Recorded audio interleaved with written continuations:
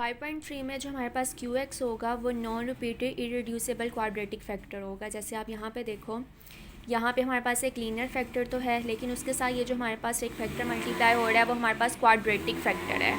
ठीक है, so basically इन चीज़ों से जो 5.1, 5.2 और 5.3 है वो डिफ्रेंशिएट हो सकती है आपस में। आपको पता चल सकता है कि क्वेश्चन जो है वो कौन सी एक्सरसाइज में से आया है।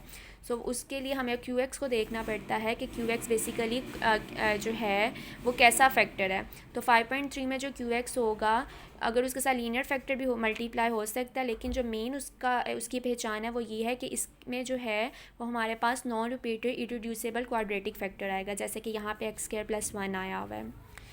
अब यहाँ पे अब वैसे इसको सॉल्व करना है। हमने जो क्वाड्रेटिक फैक्टर होगा ना, उसको लिखने के लिए हमने ax + b इस तरह की टर्म को यूज़ करना होगा।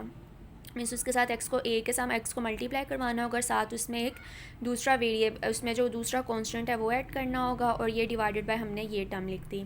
और ये क्योंकि लीनियर फैक्टर है उसको हमने एज इट इज़ लिख दिया। हमने बोथ साइड जो है वो मल्टीप्लाई करवाया, जो डिनोमिनेटर की टर्म थी, तो मल्टीप्लाई करवाने के बाद हमारे पास ये टर्म आ गई।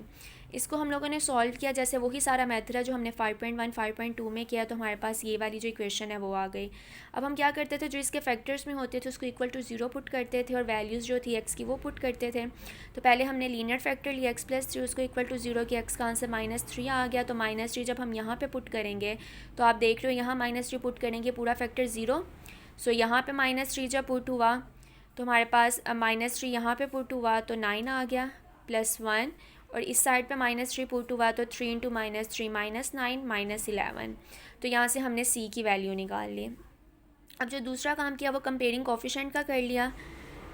सो x² + 1 अगर हम इसको इक्वल टू 0 रखें तो ये x² = -1, तो जो x की वैल्यू आ रही है वो इमेजिनरी नंबर आ रही है, तो हम इसको इक्वल टू 0 नहीं कर सकते हैं। तो इसलिए हमने कंपेयरिंग कोफिशिएंट का जो है वो वैल्यू का मेथड अप्लाई किया। तो पहले x² के साथ किया, तो आप देख रहे हो यहाँ पे जो x² है उसकी वैल्यू 0 है, तो वहाँ पे उसका कोफिशिएंट 0 आ गया। यहाँ पे a + c आ गया, यहाँ से a = -c आ गया, क्योंकि c की वैल्यू -2 थी तो a की जो वैल्यू है वो 2 आ गई।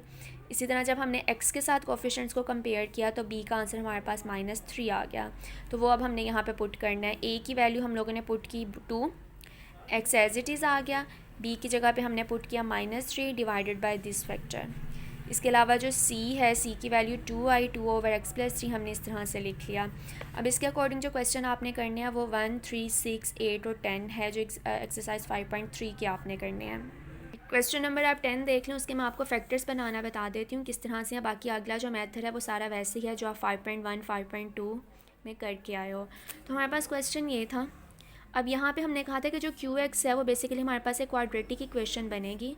तो x4 + x² + 1 को जो है वो हम इस तरह से भी लिख सकते हैं। आप इन दोनों फैक्टर्स को मल्टीप्लाई करवाओगे तो यही चीज़ आपके पास बनेगी।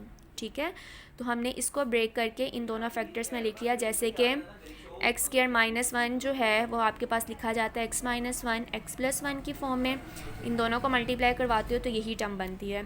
इसी तरह जब इन दोनों फैक्टर्स को मल्टीप्लाई करवाओगे आप तो आपके पास यही टर्म बनेगी। तो अब इसको लिखना क्या है, क्योंकि x² वाली टर्म इधर आ गई है, तो जब हम ये वाला फैक्टर लिखेंगे तो ax + b ओवर करके लिखेंगे।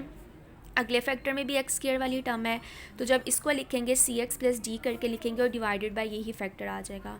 अब आगे सारा वही काम है, आपने मल्टीप्लाई जो डिनोमिनेटर में टर्म्स हैं उनके साथ करवाना है, फिर कंपेयरिंग कोफिशिएंट्स करके, क्योंकि यहाँ पे अगर आप इसको रखो x के 0 के इक्वल तो x की वैल्यू जो निकालोगे वो ज़रा मुश्किल होगा उसको वैल्यूएट करना। तो आपने क्या किया, कंपेयरिंग कोफिशिएंट के मेथड से जो आपके पास कॉन्स्टेंट्स हैं a b c d उनकी जो वैल्यू है वो आपने फाइंड करनी है।